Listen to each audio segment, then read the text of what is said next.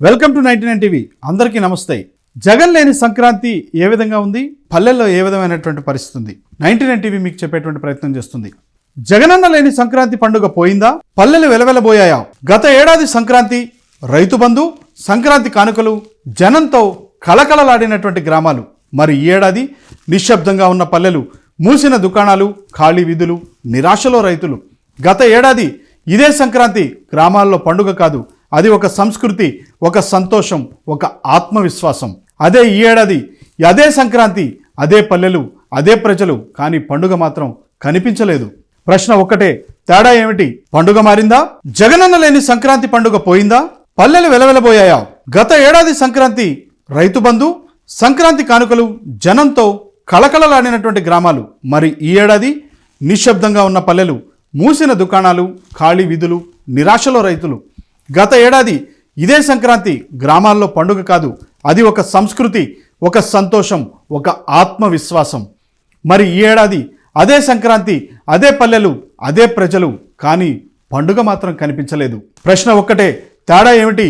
పండుగ మారిందా, ప్రజలు మారారా, లేదా జగనన్న లేరనే లోట? గత ఏడాది సంక్రాంతికి ముందు రైతుల ఖాతాల్లో డబ్బులు, అవ్వల తాతల చేతుల్లో పెన్షన్లు, పేదింటి పిల్లల చేతుల్లో కొత్త బట్టలు, గ్రామాల్లో ధాన్యం కొనుగోలు, ట్రాక్టర్ల సందడి, దుకాణాల రద్దీ, అప్పులేని పండుగ. అప్పుడు ఎవరు సీఎం? వైఎస్ జగన్మోహన్ రెడ్డి. జగన్ అప్పుడే చెప్పాడు, పండుగ అనేది ఒక సంబరం కాదు, ప్రజల జేబులో డబ్బు ఉంటేనే పండుగకు అర్థం ఉంటుంది అని. అందుకే రైతు భరోసా, అందుకే రైతు బీమా, అందుకే అమ్మఒడి, అందుకే పెన్షన్లు, అందుకే సంక్రాంతి కానుకలు, అన్నీ పండుగకు ముందే. మరి ఈ ఏడాది జనవరి 2025 సంక్రాంతి వచ్చింది, కానీ డబ్బులు రాలేదు, సందడి లేదు, దుకాణాలలో కస్టమర్లు లేరు. గ్రామాల్లో వినిపించిన మాటలు ఒక్కటే, ఈసారి సంక్రాంతి లేనట్టే. రైతు అడుగుతున్నాడు, ధాన్యం డబ్బులు ఎక్కడా అని, రైతు భరోసా ఏమైంది అని. పెన్షన్దారుడు అడుగుతున్నాడు, సమయానికి డబ్బులు ఎందుకు రాలేదు అని. పేదవాడు అడుగుతున్నాడు, పండుగకు ముందు జేబు ఎందుకు ఖాళీగా ఉంది అని. ఇదే సమయంలో ప్రజలు మరో మాట కూడా అంటున్నారు, జగనన్న ఉన్నప్పుడు ఇలా ఉండేది కాదు అని.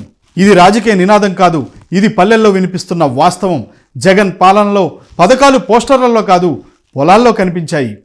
పండుగలు ప్రకటనలలో కాదు, ప్రజల జీవితాల్లో కనిపించాయి. అందుకే సంక్రాంతి అంటే జగనన్న గుర్తొస్తున్నాడు.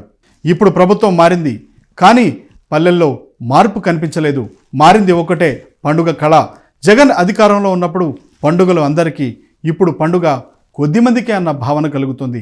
అందుకే ఈ సంక్రాంతి సంతోషం కాదు, స్మృతిగా మారింది.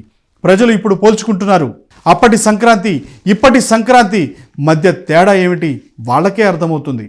వైఎస్ జగన్ లేని సంక్రాంతి అంటే కేవలం ప్రభుత్వం మారడమే కాదు, పల్లె జీవితం మారడమే. 2025 రివైండ్ జనవరిలో గ్రామాలు చెప్పిన తీర్పు కూడా ఇదే. జగనన్న ఉన్నప్పుడే పండుగకు నిజమైన అర్థం ఉండేది. ఇది విమర్శ కాదు, ఇది పోలిక. ఇది ప్రచారం కాదు, ఇది ప్రజల అనుభవం. జగన్ పాలన అంటే పథకాల జాబితా కాదు, పండుగకు వచ్చిన ఆనందం. అందుకే ఈసారి సంక్రాంతి గుర్తు చేసింది ఒక్కటే, జగనన్న ఉంటే పండుగ, జగనన్న లేకపోతే జ్ఞాపకం. చూస్తూనే ఉండండి 99 టీవీ.